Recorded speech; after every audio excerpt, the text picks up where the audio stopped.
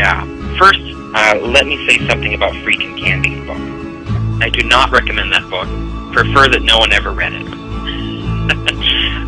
It's only marginally better than Percy Graves' work. Criticisms of his 16 Crucified Saviors, which you can find at the secular web, apply almost as much to Freakin' Candy. Their research is on key parts shoddy, and their source citations minimal and problematic. There's no way to know when they've gotten something right or wrong without redoing all their research, which makes their book useless. And that's the same complaint I had against Graves' book. To figure out what's in there that's even correct, you have to completely redo the whole work, and why even read the book if you're just going to do all the work yourself anyway? Well, I've done a count recently of 1,200 sources on the resurrection, everything published since 1975 in German, French, and English. And I went back and I looked how many of these scholars who hold university chairs, for example, how many of them who are not Christians, who do not hold to the resurrection, how many of them would say that in any way the mystery gods are a potential inspiration for Christianity? And I can count the number of skeptics on one hand. I can count them on one hand out of 1,200 scholars. It is true that accounts exist of pagan gods who rose from the dead. However, none of these predate Christianity. None of them are contemporary with Jesus.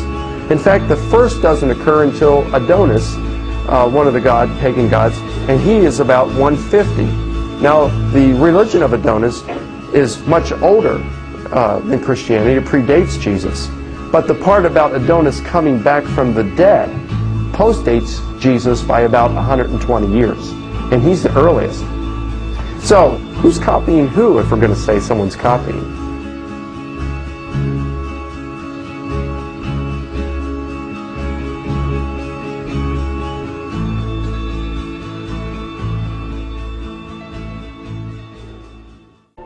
The first section of the hit film Zeitgeist proposes a theory that many people have accepted without proper investigation.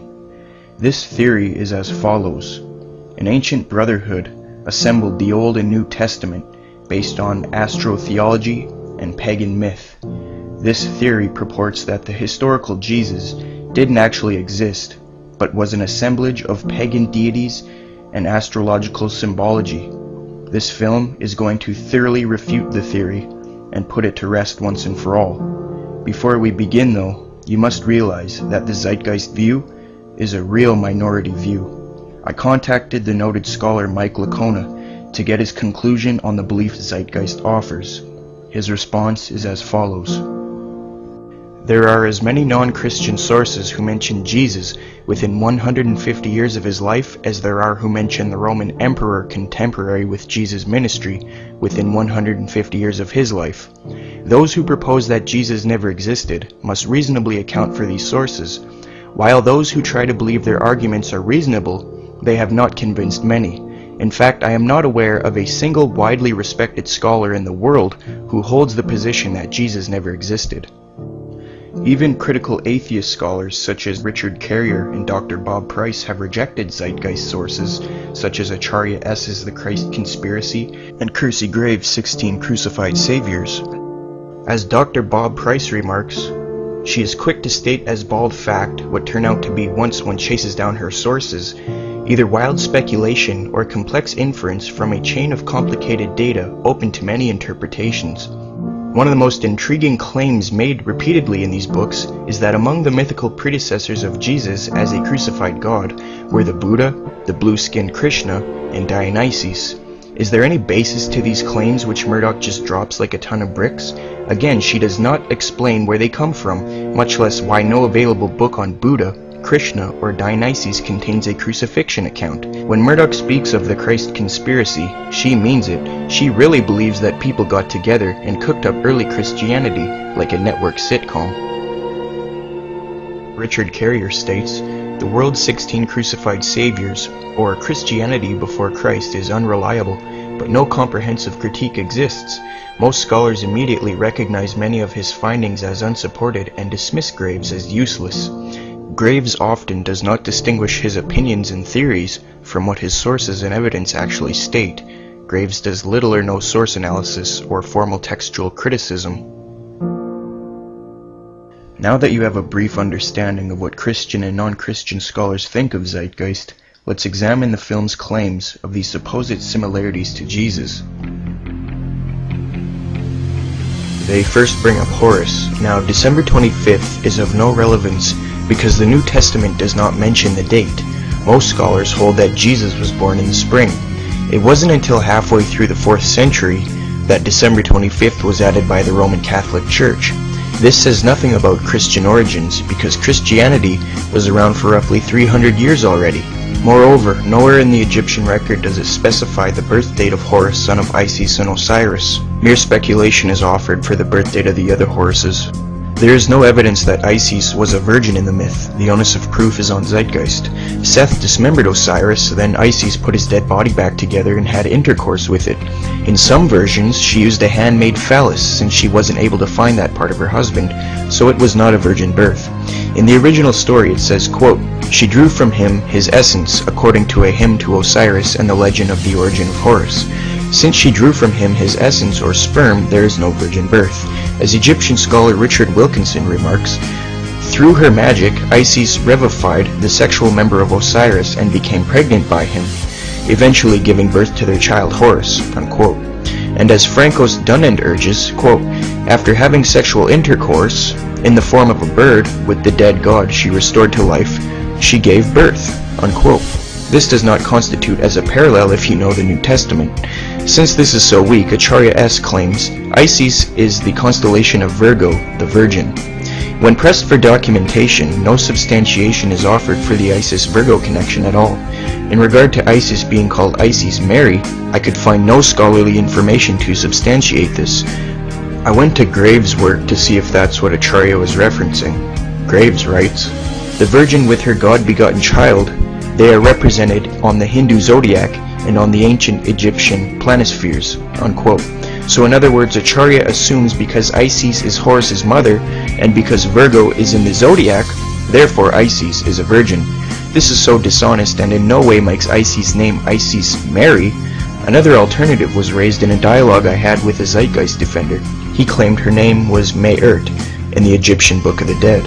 I went to Alfred Wiedemann, an expert Egyptologist who wrote Religion of the Ancient Egyptians. He writes, "Come at all, I am the cow Mayurt."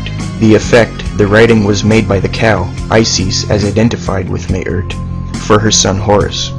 Mayurt is the celestial cow, the goddess who gave birth to the sky when nothing else existed. That is where the idea of Isis Mary comes from. Again, it has nothing to do with the name Mary in the Bible, and Mayurt isn't even spelled similar to Mary, and it doesn't even sound the same. All Zeitgeist is doing here is playing word games. As for the Star in the East claim, since there is no such myth in the Horus story, Acharya goes to astrotheology and claims that the 3 stars in Orion's belt align with Sirius, or the supposed star in the east on December 25th, which in turn point to the sun's birth, or Horus's birth. First, there is no evidence the ancient Egyptians interpreted the occurrence and assigned it to Horus's birth. Secondly, her thesis is false in that it is impossible for the sun to align with Sirius and the 3 stars in Orion on December 25th because they are not above the horizon at the same time. But even if she was right, and they all aligned on December 25th, and the Egyptian Horus story refers to this as an account of his birth, since the Bible says Jesus was born in the spring and doesn't number the wise men, it makes it irrelevant. There was a form of Horus the child, but there is no mention of Horus being a prodigal teacher in Massey's summary. Isis just hid Horus. The only time the age 12 is even relevant at all is that the child passes from adolescence to adulthood. There is no bibliographic data suggesting Horus began any sort of ministry at all, much less at the age of 30. As for baptism by Anup, the claim comes from the book Ancient Egypt, The Light of the World by Massey, page 795, which reads, Look upon me, O ye great and mighty gods, who are foremost among the spirits of Anu. Let me be exalted in your presence. Lo, I come that I may purify this soul of mine in the most high degree. Let not the impediment which cometh from your mouth be issued against me. Let me be purified in the lake of Epiquas. Let me plunge into the divine pool beneath the 2 divine sycamoros of heaven and earth. Unquote. Baptism by Anup is never actually depicted or carried out and thus never mentioned. It is simply a product of ad lib or superimposing onto the actual story. Notice all that it says is Horus is asking for edification and forgiveness. This is merely an example of amplification of what the Egyptian glyph chronicles. The source citation is therefore inadequate. The original source that mentions Anup the Baptizer is not Egyptian, it is Gerald Massey. Massey never mentions where this name is mentioned in any Egyptian text. The fact is that Anup the Baptizer does not exist in any Egyptian text whatsoever. The name Anup is a misspelling of the Egyptian Anubis. He never baptized Horus in any Egyptian text. Anubis wasn't even a baptizer, he was an embalmer. He was a great protector of God, guiding the soul through the underworld, and is usually depicted as a jackal-headed or wild dog-headed man, or a reclining black jackal. I don't see any parallel to Matthew which says, "Then Jesus came from Galilee to the Jordan to be baptized by John. But John tried to deter him, saying, 'I need to be baptized by you, and do you come to me?' Jesus replied, 'Let it be so now. It is proper for us to do this to fulfill all righteousness.' Jesus was baptized because he had to fulfill the legal requirements for entering into priesthood. The supposed unverified text does not even state Horus was 30 when baptized, or even objectively baptized at all for that matter. It's just unreliable and subjective. As Dr. William Lane Craig notes, we find almost no trace of cults of dying and rising gods in 1st century Palestine, unquote. So if these cults weren't even in 1st century Palestine, how would the early church construct baptism based on Horus?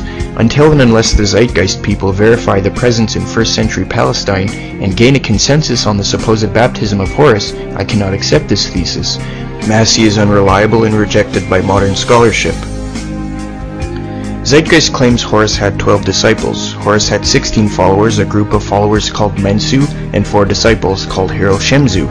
Since you cannot find 12 disciples in the Horus myth, Acharya then turns to the zodiac calendar as evidence.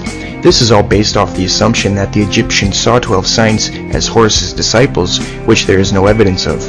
The sun does pass through the 12 signs, but Jesus does not pass through his 12 disciples in any fashion similar to the zodiac.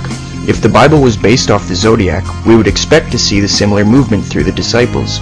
AnsweringInfidels.com reports, the 12 apostles were most certainly assigned because of the 12 tribes of Judah. Skeptics might say that the 12 tribes of Judah were based off the zodiac, but the division of the 12 signs of the zodiac didn't occur until the 5th century BC, well after the 12 tribes. It seems then the only evidence that Acharya has is the number 12. As Mike Laconis states, quote, Miss Murdoch also holds that when we see 12 figures in the Bible, that these are representative of the 12 zodiac signs. She writes, in reality, it is no accident that there are 12 patriarchs, 12 tribes of Israel, and 12 disciples, 12 being the number of astrological signs. If we want to accept her thoughts on this, we also need to accept that Dunkin' Donuts is owned by an astrologer, since they give a discount when you buy a dozen donuts. Grocery stores are also run by astrologers, since you buy eggs by the dozen. Even our legal system must be influenced by astrology, since there are 12 jurors. When you want to see astrology in something, you see it, even when it requires that you read in foreign meanings into the text. We also have numerous evidence for the original disciples of Jesus. For example, towards the end of the 1st century, Clement writes, quote, Peter through unrighteous envy endured not 1 or 2, but numerous labors, and when he had at length suffered martyrdom, departed to the place of glory due to him, unquote. In regard to miracles, there is some magic associated with Horus, but this is with Horus the child, not Horus the elder or his adult forms. He was known for warding off dangerous creatures such as crocodiles and other beasts. Horus on the crocodile was a common manifestation of the importance of the Horus healing ritual. The healing of Horus from scorpion stings by Isis is noted. The power of healing seems to come from his mother Isis, who is indeed the goddess of immense magical power. He never exorcised demons or raised his father from the dead. Not one miracle that Jesus did can be found in the Horus story. Horus never walked on water, he was merely thrown in the water, and because of this fact, defenders of Zeitgeist say that he was in the sky, and the sky looks like water. This is just pathetic and not even worth responding to, though. There is no evidence for the titles Zeitgeist listed. The forms of Horus are Horus the child, magical titles such as Horus on the crocodile, Horus as the son of Isis and Osiris, pillar of his mother, and Horus as the sun god, lord of the sky, god of the east, Horus of the horizon, and later associated with Ra. God's anointed son, the son of man, good shepherd and lamb of God, word made of flesh, and the word of truth, the way, the truth, and the light, and Messiah are not recognized as Horus titles by any Egyptologist. Messiah seems suspicious since it is Hebrew in origin, and the title the way, the truth, and the light does not even exist in the Bible. John 14 verse 6 says the way, the truth, and the life, not light. Since this title is not attributed to the Horus story, my hypothesis is that Zeitgeist, or one of Zeitgeist's sources, simply made it up, not knowing what John 14 verse 6 really said. Horus wasn't crucified, buried for 3 days, or resurrected. Horus had one of his eyes ripped out, but he was not killed. It was his father Osiris who was killed, dismembered, reconstructed, and revived by Isis, his magical mother. Horus was never crucified. There's an unofficial story in which he dies and is cast into pieces into the water, and then later fished out by a crocodile at Isis' request. This unofficial story is the only one in which he dies at all. He becomes merged with Ra, which meant rebirth of the sun in the east, and it is based on the cycles of nature, not any sort of historical claims, unlike the story of Jesus, and it does not constitute as a crucifixion and resurrection. And even in this death, there are no references to a tomb anywhere. Ra and Horus never completely merged into a single falcon-headed sun god. It made Ra into Horus, who was the son of Ra. It made Ra his own son and father. Another source notes a story where Horus is bitten by a snake and revived, which still is not much of a parallel at all. It seems like a desperate attempt to make a connection, mere biased pattern searching, with the intent of finding similarity. Poor judgment and unreliable criteria. Zeitgeist explains, quote, "The images begin with Thoth announcing to the virgin Isis that she will conceive Horus, then Meth, the Holy Ghost impregnating the virgin, then the virgin birth, and the adoration," unquote. This is what Zeitgeist claims. In regard to the inscription and Zeitgeist's interpretation, I contacted Dr. John Baines, professor of Egyptology at Oxford University. He states, quote, "The reliefs you mention show the conception and birth of the future king after the creator god, Amen, Ra, has taken on the form of the existing king to impregnate the queen. There are links, but they are very far apart. Your source is a very long way off that, and several of the statements it makes are wrong," unquote. Then I contacted Janet Johnson, PhD, professor of Egyptology at the University of Chicago. She remarks, quote, "The scene showing the god Amen visiting the queen mother to impregnate her with the future ruler, in this case Queen Hatshepsut, a Christian interpretation just doesn't work," unquote. I then contacted Victor Blunden of Manchester University and Liverpool University, and of Ancient Egypt magazine. He states, quote, "I have heard mention of this film before, and though I haven't seen it myself, I understand that it contains many misinterpretations and distortions of the actual Egyptian textual and relief material to get its message across. Egyptian kings were believed to be semi-divine beings, the son of an Egyptian god by a human mother. Thus the relief refers to King Amenophis III and not to Horus. Though kings could sometimes be said to be the incarnation of the gods due to another Egyptian myth, this is where the confusion may have come in. The reliefs actually refer to the conception of the king, showing he was born of a human mother, the Queen of Egypt, by the god Amen. It was not seen as an immaculate conception, as the queen was impregnated by the god Amen. This is not the Virgin Isis, but the Queen of Egypt depicted, and by this time she was not a virgin, as she had sex. The second scene clearly shows a pregnant queen, Metumwea, standing between two Egyptian gods. The scene generally shows the baby infant being presented to the other Egyptian gods, and finally being presented to the god Amen, who acknowledges that the child is his true son, and thus the future king of Egypt. Thus, the interpretation of this scene by the film Zeitgeist appears totally wrong, as it imposes Christian values and interpretations on a typical scene showing the divine conception of an Egyptian king. The god Horus is not mentioned here. Isis is not depicted as far as I can see. There are no 3 kings or magi bearing gifts, which is total fabrication and quite out of context in this Egyptian myth," unquote. I then contacted the scholar William Gordon of the UCLA. He remarks, quote, "That is a very, very liberal interpretation of the divine birth. This scene assuredly does not comment on the queen's status as a virgin. I think the interpretation of the scene that you described from the documentary takes the divine birth and runs with it, taking it in directions that are not warranted by the evidence," unquote.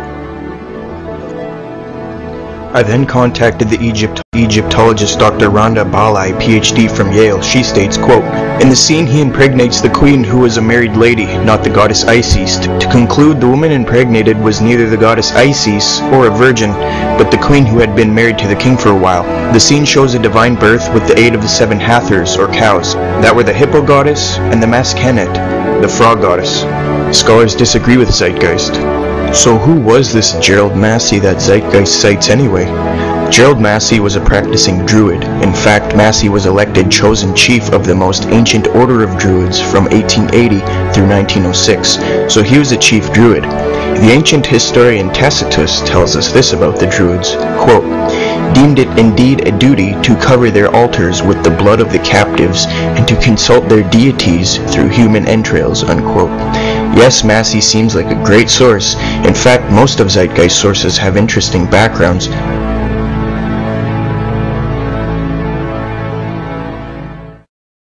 Next, Zeitgeist brings up Attis. Again, December 25th is irrelevant to origins. Zeus ejaculated on a mountain, and from this arises a wild creature named Aegisthus. No one liked this repulsive Aegisthus, so he gets put to sleep. While he is asleep, Dionysus ties a rope around his genitals, ties the other end of the rope to a tree. From the resulting blood, an almond seed springs up, and then a long time thereafter, Nana picks some fruit and the almond and puts it on her lap, and then it disappears, upon which she finds herself pregnant with Attis. So in short, Attis was conceived from an almond seed which fell from a tree as a result of Aegisthus's blood, who was made from Zeus's sperm hitting a mountain. No texts make the claim that Nana was a virgin. Parallel to Christianity? No way. More desperate exaggeration. Crucified, dead for 3 days and resurrected? Not even close. In one reports that there are versions of Dionysus which have him traveling the world, including an expedition to India. Dionysus is sometimes referred to as the most epidemic of gods, for he was the god who spent the most time traveling. This is nothing like Jesus traveling a limited area providing moral teachings, but at any rate, there would be no other way to spread the word unless you wanted to travel or else sent disciples around, which Jesus did do, but Dionysus did not. He was never believed to be a spiritual teacher like Jesus. This parallel is very weak. Jesus' miracles were healings and such, all positive miracles. Dionysus' miracles were judgments against those who defied him. Zeitgeist claims, quote, "He performed miracles such as turning water into wine," unquote. Though there are tales where Dionysus supernaturally fills empty vessels with wine, the act of turning water into wine does not occur. The motif of changing water to wine is not presented in the Dionysus legends. The jugs of Elis, for example, were not filled with water, but were empty, and the fount of wine in Andros did not replace one of water. From these references, it is obvious that there are significant differences between Dionysus' legend and the story of John 2, as Dr. Donald A. Carson remarks, quote, "Older attempts to interpret this sign as a Christianized version of the Dionysus myth or of related stories have largely been abandoned in the light of evidence that the alleged parallels are wholly inadequate," unquote. So I hope you all understand that when Zeitgeist claims Dionysus turned water into wine, that's just a flat-out lie. They claim he was referred to the quote-unquote King of Kings, Alpha and Omega, God's only begotten Son, etc. In Graves' World 16 Crucified Saviors, Chapter 9, Titles of Saviors, he doesn't even mention Dionysus once as having any similar title with Jesus. I went to Acharya's book, The Christ Conspiracy, which is basically just a rip-off of Graves' work for the most part, and found that she says, "He was called King of Kings and God of Gods, but only considered the Alpha and Omega and only begotten Son." She provides no source for these titles, nor explains why Dionysus was called such things when the story doesn't even suit him. For example, King of Kings? Dionysus was only semi-deity. Zeus was the head god according to mythology, so he wasn't King of Kings. Only begotten Son? Zeus had many relationships with women, where he fathered several children. Alpha and Omega? Dionysus had a distinct beginning to his existence. It seems Acharya is not qualified to write on the subject and needs to cite more sources. As for the resurrection claim, in terms of rising from the dead, there have been a variety of ideas. One, a single inscription from Thasos that describes Dionysus as a god who renews himself and returns every year rejuvenated, whatever that means. We have no context with which to refer it. A story that Dionysus was chased and persecuted, and then descends to the depths of the Eclonian Sea and to the land of the dead, also the heart rejuvenated above, which in another version has the heart placed in a body made of gypsum. In one version, which has Dionysus as son of Demeter, his mom resembles the pieces and makes Dionysus young again, which is an eccentric minority variant, not a resurrection. In others, it's simply said that Zeus raised him up as he lay mortally wounded, or that Zeus swallowed the heart of Dionysus and then begat him afresh by Semele, or the heart was pounded up and given in a potion to Semele. who thereby conceived him. With such a variety of options, it may be no surprise that at least one variant bears a superficial resemblance to what happened to Jesus, rising from the dead and ascending to heaven. This merely displays mere pattern searching and in no way proves causation. Taken together with all the debunked information, if this is all they have, it no way proves causation. One must simply use logic. The resurrection account of Dionysus stems from the tale of him being reborn after his attack by the Titans. As we can see, this has nothing to do with the resurrection story of Jesus. Furthermore, we are told after Dionysus completes teaching his followers his religious rites, he ascends to Mount Olympus to be with the other deities, alive and well. His infant rebirth, like Attis, is symbolic of the vegetation cycle, not atoning for sin. Is there even any evidence that these supposed resurrection ideas predate Christianity? Let's listen to Dr. Gary Habermas's dialogue with the Zeitgeist defender named Tim Callahan of Skeptic magazine. I want to say, where's the evidence? Well, I would say that, first of all, that the myth of Dionysus probably does antedate Jesus. And yes, there isn't specifically resurrection, specifically, I mean, crucifixion, but I don't see that that's really that important a point. They all undergo a horrible, excruciating death. You're going to have to give me a date for the earliest inscription, because Dionysus, I don't know anybody who thinks Dionysus is pre-Christian, not the resurrection portion. Okay, well, all I can tell you is that the myth is that he is torn apart by the Titans, eaten, and he is raised from the dead. What is the date? I don't know the date of the, as I said, of the original. As far as any writings we have, I know that with the myths, the Greek myths, most of our Greek myths, we do have from later collections. Except we know they were told earlier because we have the vase paintings depicting them going way back in time. But the question is there a resurrection? And since we don't have any resurrection predating the 2nd century all the way to the 4th century, are the earliest ones, 2nd to 4th, we can say, well, maybe there's a resurrection there, but there's no data. There's absolutely no evidence for that position. Dionysus was not a savior to which if you followed him, you would get eternal life. As the French scholar André Boulanger concludes, quote, "The conception that the god dies and is resurrected in order to lead his faithful to eternal life is represented in no Hellenistic mystery or religion," unquote. As we have just heard, the skeptic Tim Callahan admits there's no crucifixion with Dionysus. So what about the picture of the amulet of Dionysus that Zeitgeist shows when introducing him and that freaking Gandhi have on their book cover? The amulet dates centuries after the gospel and may even be a forgery. James Hannum conducted research on the amulet. He writes, quote, "The first source freaking Gandhi supplied was R. Eisler, Orpheus the Fisher, first published in 1920, and where the 4th century date for the amulet is given, and it is illustrated. The second reference was W.K.C. Guthrie, Orpheus and Greek Religion, Princeton University Press, 1952. This is the 2nd edition and discusses the amulet at some length on page 265. He mentions the views of Eisler and Otto Kern, who was a very distinguished German expert on the Orpheus.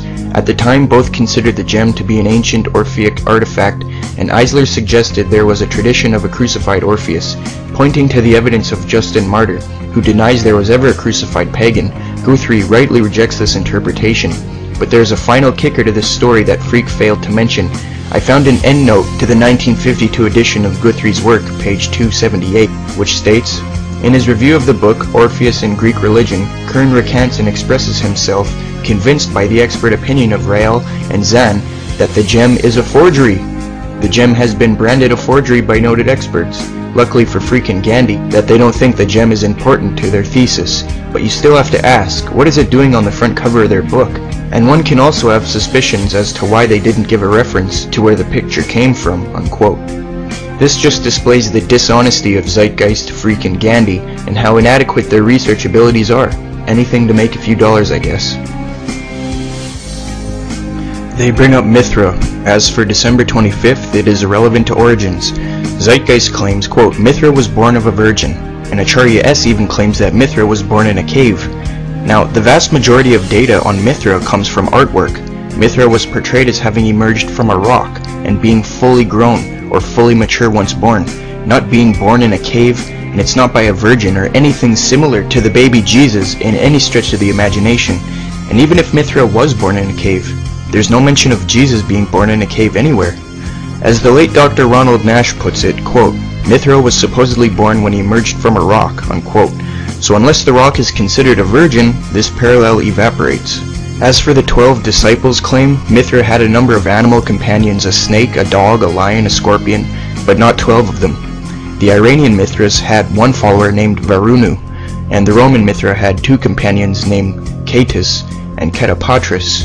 I emailed Acharya about one of her articles that said there was a scene of Mithra with 12 disciples. She did not respond to me.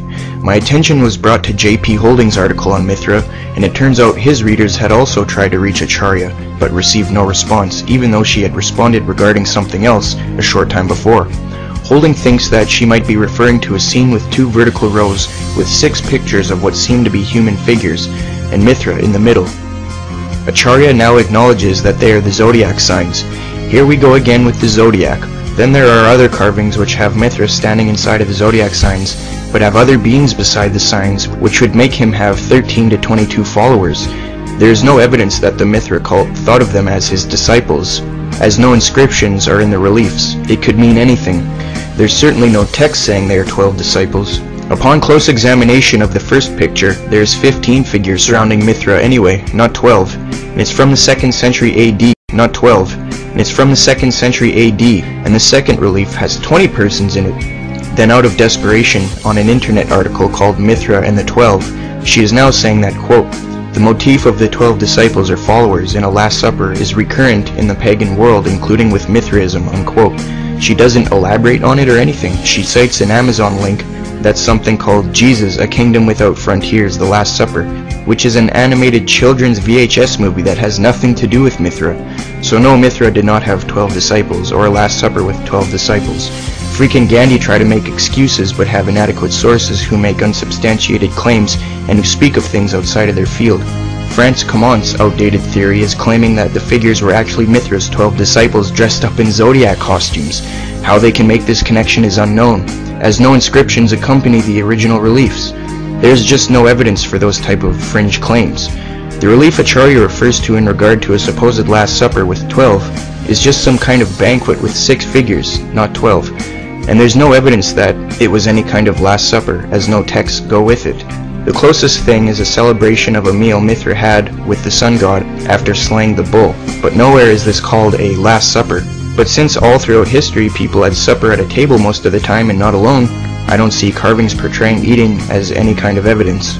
As for performing miracles, the idea that Jesus' miracles were inspired by Mithra's miracles is rather ridiculous, since Mithra never did anything which equates to Jesus' miracles, such as walking on water, raising the dead, or calming the storms. This could not be called a significant comparison. Zeitgeist says, quote, upon his death he was buried for 3 days and thus resurrected, unquote. There's no mention of Mithra dying at all until the 4th century, and Richard Gordon says directly that there is, quote, no death of Mithras. That's just nonsense. The only reference I could find was every year during the winter solstice, he was supposedly reborn out of a rock. But this tale was added later, and doesn't involve a tomb or a resurrection, but a rebirth, and it's post-Christian. As Dr. Ronald Nash affirms, quote, no claim can be made that Mithras was a dying and rising god, unquote. As for the title Zeitgeist claims, he was referred to as the Light and the Truth. In Kersey Graves' The World's 16 Crucified Saviors, Chapter 9, Titles and Saviors, he doesn't even mention Mithra as being called the Truth or Light. Acharya claims he is, but cites nothing. She doesn't even say he was actually called these things, she just said he was considered the Truth and the Light. She does not explain why he was considered these things or give any sort of documentation to support it. She just claims that's what he was considered. So what about the astrological claims in Zeitgeist? Was Jesus' birth really just an astrological event? One of the primary claims of astrotheology is that on December 24th, the 3 stars in Orion's belt align with the star Sirius, and that on December 25th, they all point to the rising sun. Astrotheology claims that the Christmas story is in fact allegory for this astronomical event. They say that the 3 stars in Orion's belt are the 3 wise men, and that they're following Sirius, the star in the east, to the birth of the sun on December 25th. There are several problems with this theory, but the main one, I feel, is that this astronomical event happens nothing like the way that they are presenting here. You can verify this with a simple astronomy program. This image is what it would have looked like 2,000 years ago on Christmas Day in Egypt. You'll first notice that there is no sign of Orion or of Sirius pointing to the sunrise as they have depicted so many times. If we take away the sunlight, you can see to the right of your screen Sirius. Orion is already on the other side of the horizon before the sun rises. This scenario happens much more like they say in different months, like almost any day in October. You can see that as the sun is just about to cross the horizon, you see the stars in Orion's belt and Sirius pointing directly to it. The same thing with almost any day in November. It looks much more like the three stars and Sirius are pointing to the rising sun. In fact, it's by December 25th that Orion is completely below the horizon before the sun rises. And to make matters worse for astrotheology, due to precession, which occurs on roughly a 1.25 degree per 100-year timescale, it would mean that 2,000 years ago, Orion would have set about 2 hours earlier, even further before the sunrise.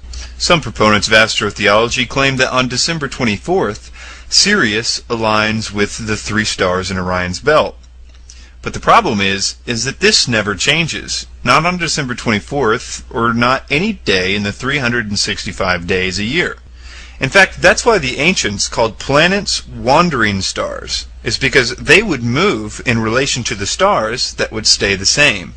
This idea that Sirius aligns with the three kings on December 24th, just before the alignment with the sun on December 25th, is misleading at best, especially considering what they're trying to prove to you.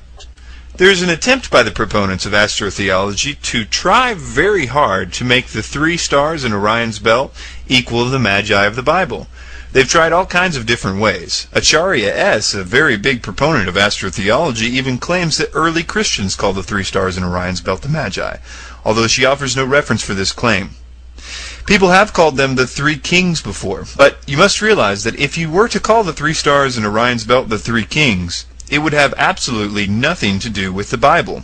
For one reason, that there are not three kings in the Christmas story, but wise men, quite different than kings. In addition, there are not three of them. The wise men are not numbered in the Bible, contrary to what most people think. There is also a lot of deception by omission in this story. For example, they would never cite why the star led the wise men first to King Herod and then to the birthplace of Jesus. There's no place for those details in this model, and so they simply don't tell you about it. Moving on. We'll turn to the movie Zeitgeist to explain the general concepts of astrotheology about these two following astronomical claims. From the summer solstice to the winter solstice, the days become shorter and colder.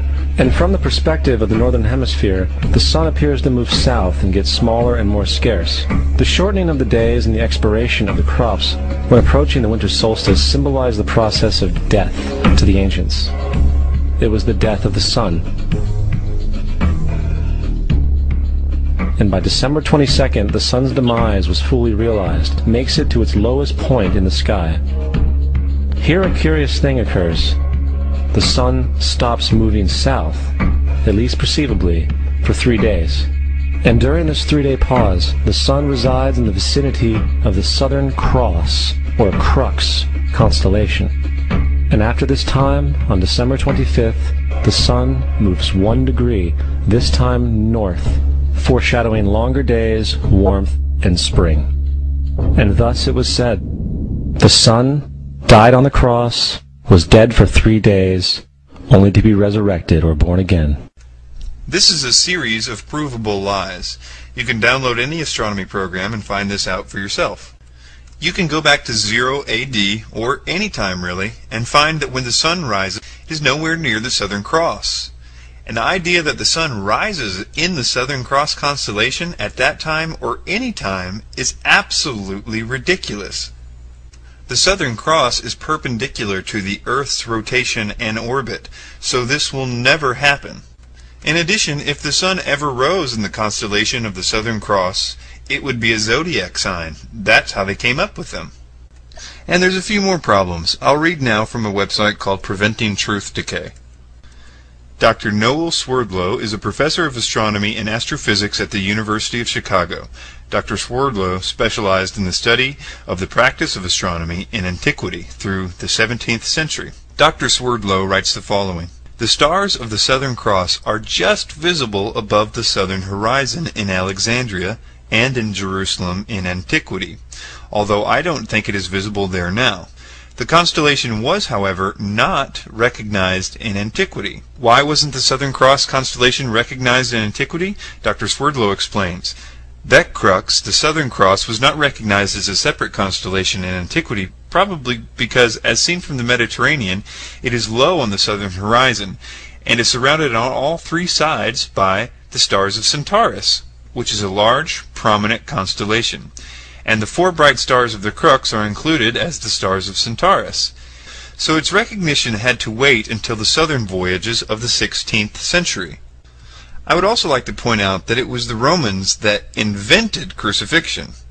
So if the ancients were pointing to a cross in the sky as some sort of symbol of death, it suggests they somehow were anticipating the Roman invention that would happen much, much later.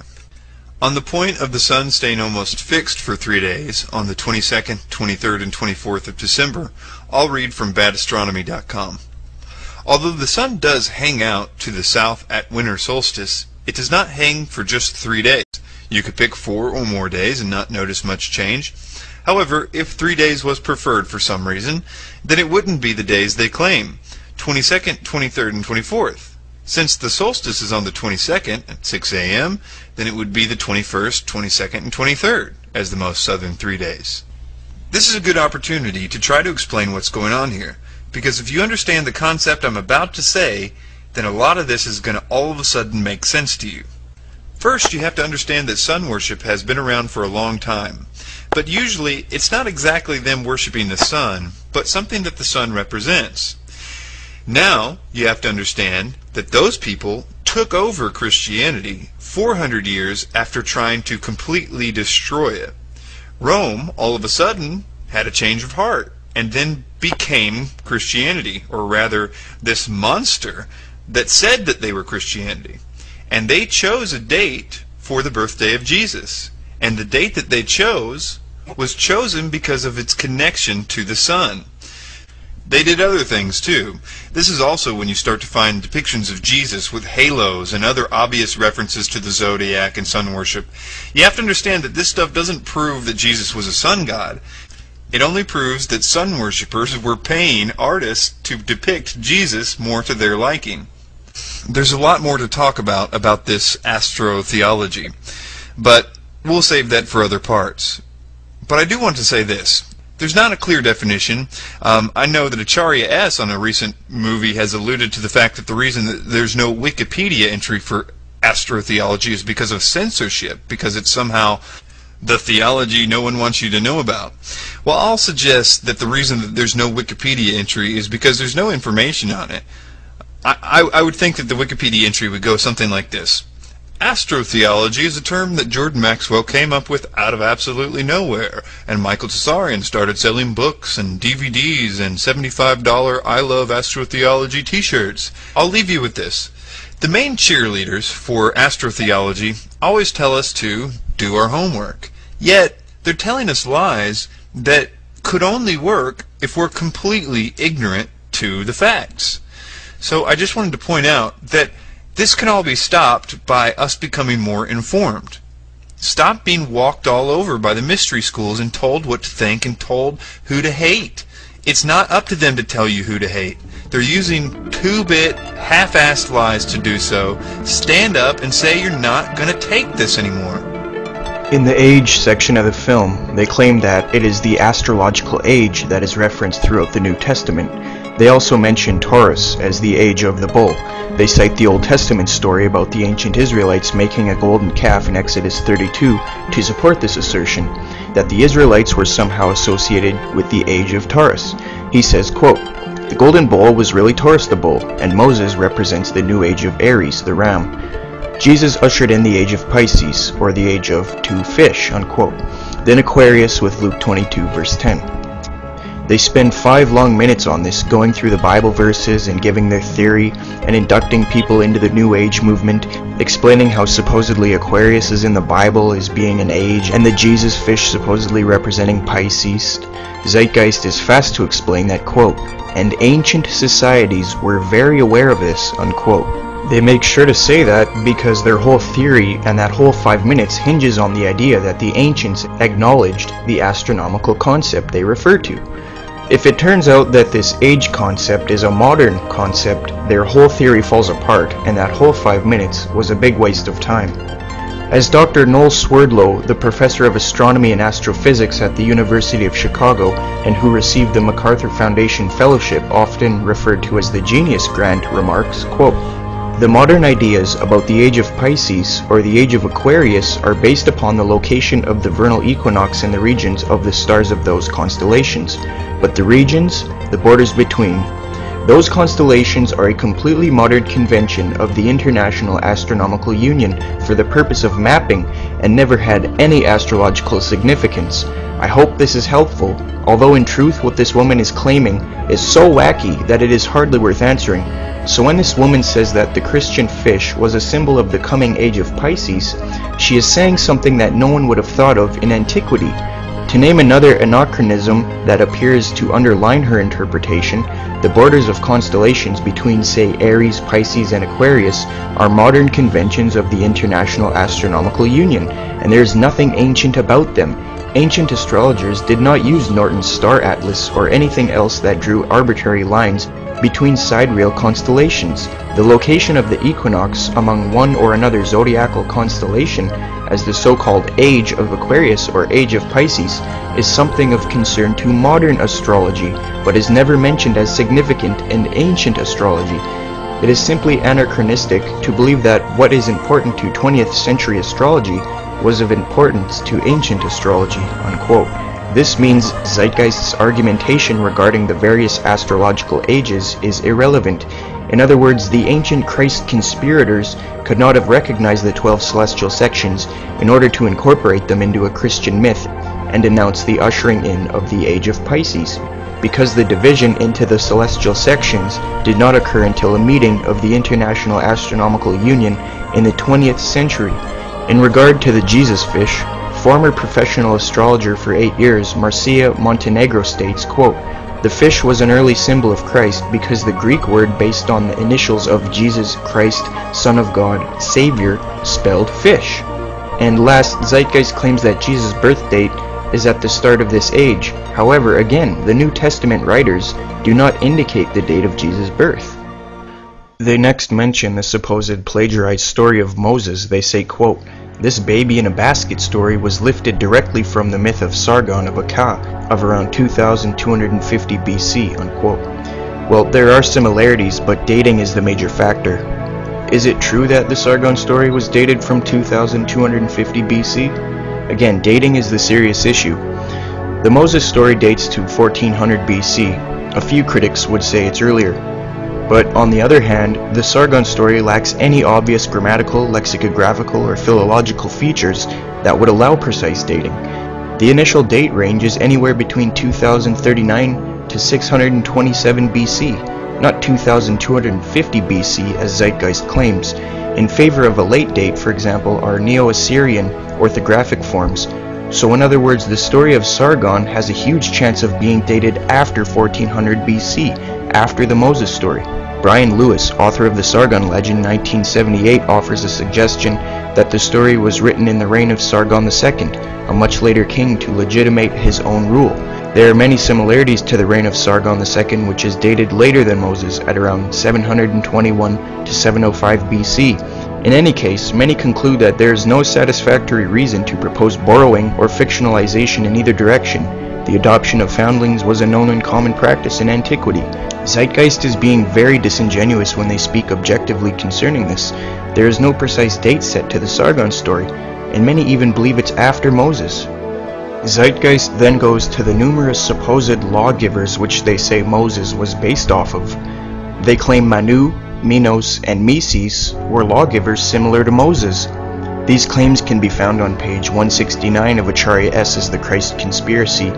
Yet Acharya S. does not cite any primary sources, as usual.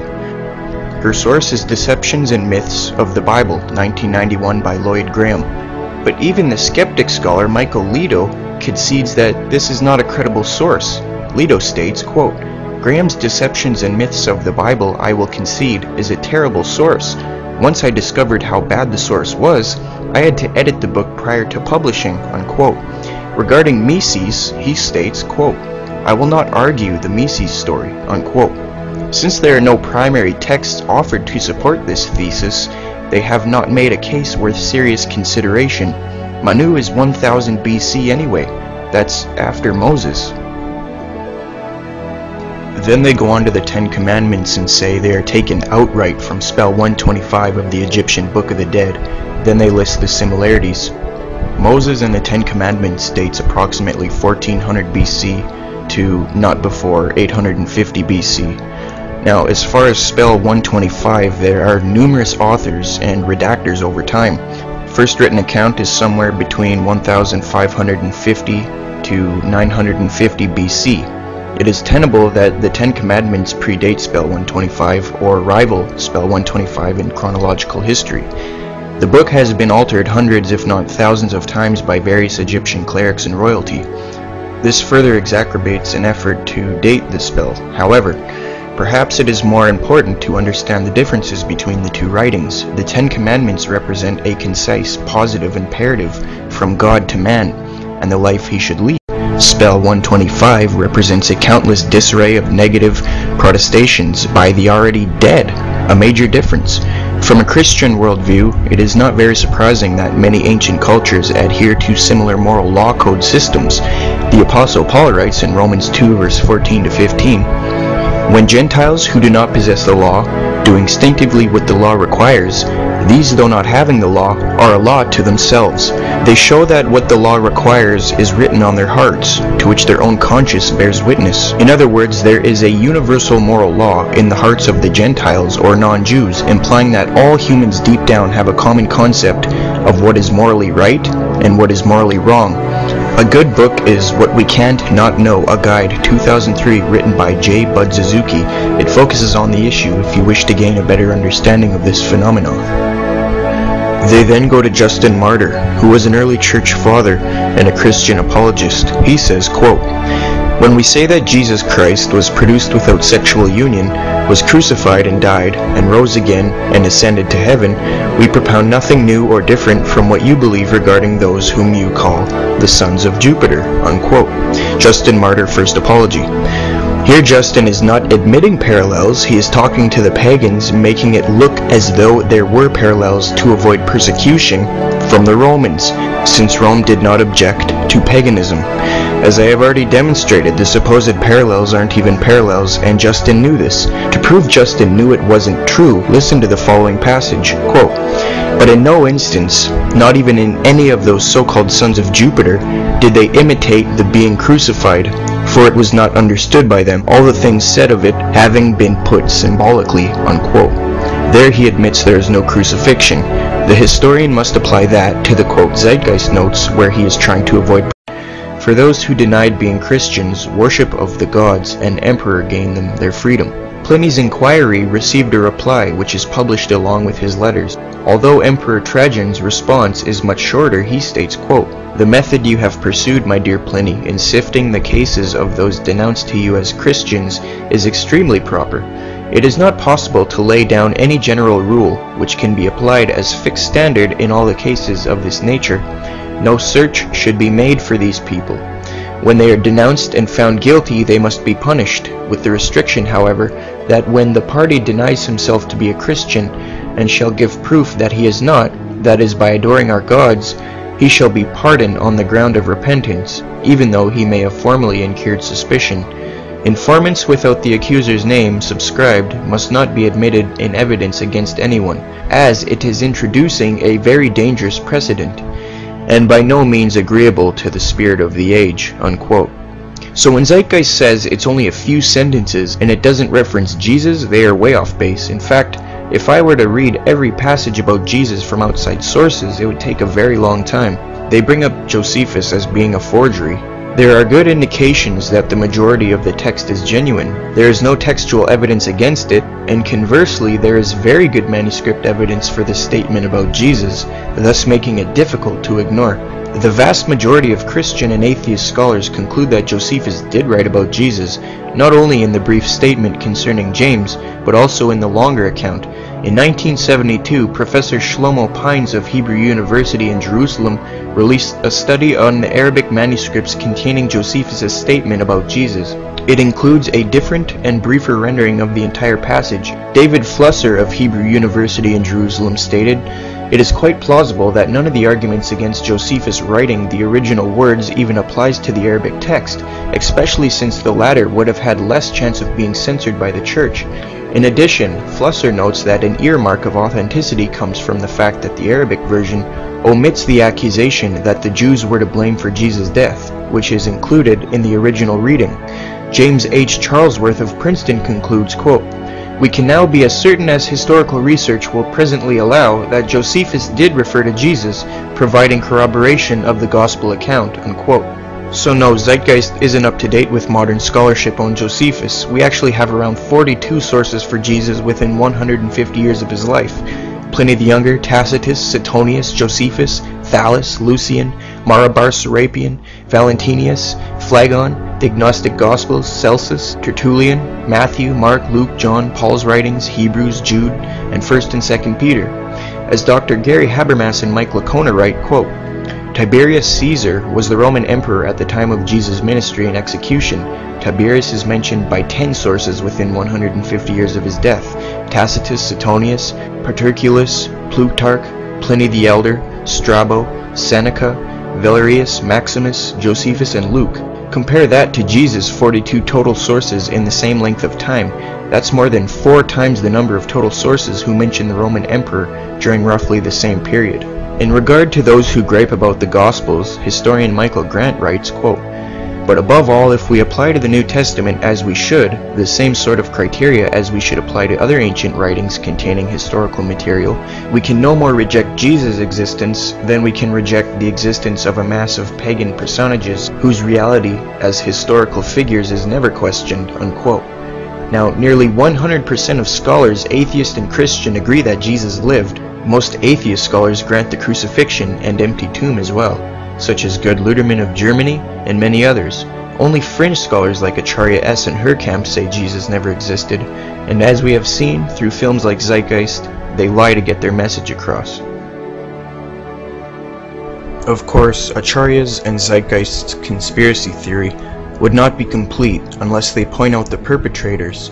They need to show who is responsible for assembling all this information of pagan gods and astrological information from around the world, and explain how and when they met up to write the first ancient biblical manuscripts and started Christianity. In Acharya S.'s book The Christ Conspiracy, she frantically insists it's the Masons. Now, I have studied Masonry and the New World Order thoroughly, debated the subject, arguing for a Masonic conspiracy which started in 1776, and even made a documentary film concerning it, so I absolutely know Acharya inside concedes there is no real physical data to support her outlandish theory that she proposes. So in her book on page 283, she asks herself, quote, "Where were these ubiquitous Masons when Christianity was being formed? Why is there so little mention in the texts of time? They certainly existed, as it was they who were erecting massive and magnificent edifices all over the globe. The Masons were there, perpetually hidden behind the scenes," unquote. So in other words, she has absolutely no evidence for her theory, and without this crucial part, the Christ conspiracy doesn't work. She provides no objective documentation that these supposed ancient Masons built all these massive structures in the world, or even existed at all in antiquity, and she is vague in describing which structures she is even referring to. If she means the pyramids, how would a few Masons be able to make a pyramid? Think about it. That would take thousands of people. Even with that many, we still have no idea how it is even possible to build the pyramids. She says the biblical Nimrod who built the Tower of Babel was considered the first Mason. But it doesn't matter if modern society or Freemasons say he was a Mason. You need data, and for that claim there is none. One must understand all that Acharya is offering is legend. Masons have no proof Nimrod was the first Mason. He built a big tower that Masons imitate. So what?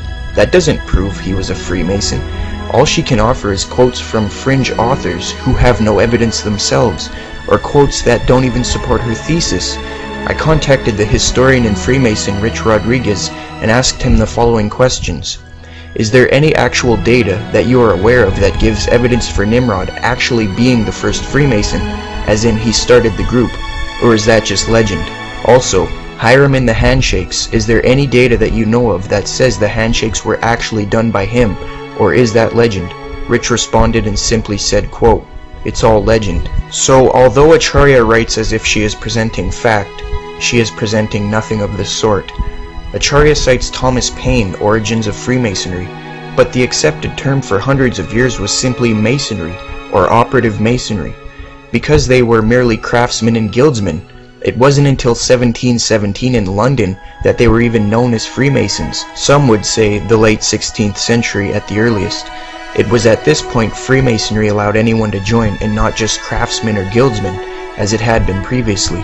And it wasn't until 1776 that Freemasonry was involved with any big conspiracy. Adam Weishaupt and his order infiltrated Freemasonry. Before then, there was no Masonic conspiracy.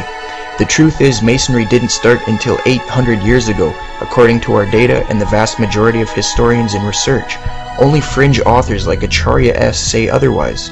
As for the Thomas Paine quote, he doesn't even say Masons created Christianity. He just gives his opinion on how he thinks both Masonry and Christianity are sun worship, which is illogical in and of itself. But he doesn't claim Masons created Christianity, as Acharya asserts. If the claim is that Christianity was based on sun worship, then how do you explain how the Jews went from sun worship to Jesus, when sun worship was forbidden in Judaism? Then she quotes Higgins, saying, quote, "Every part of Christianity refers back to Abraham, and it's all Freemasonry," unquote.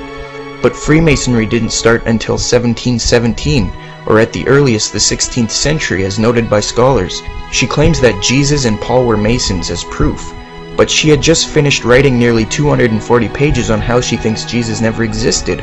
The inconsistency and illogic here is very evident. In the last paragraph of Acharya S.'s book, The Christ Conspiracy, she says, quote, "Despite the vilification, or in other words, slanderous defamation of the so-called New Age movement, the fact is we are entering into this New Age. I am with you always to the close of the age," so ends the Gospel of Matthew. What does this mysterious statement mean? And why was this all-important book ended with it? The age referred to in the Gospel tale is that of Pisces, unquote.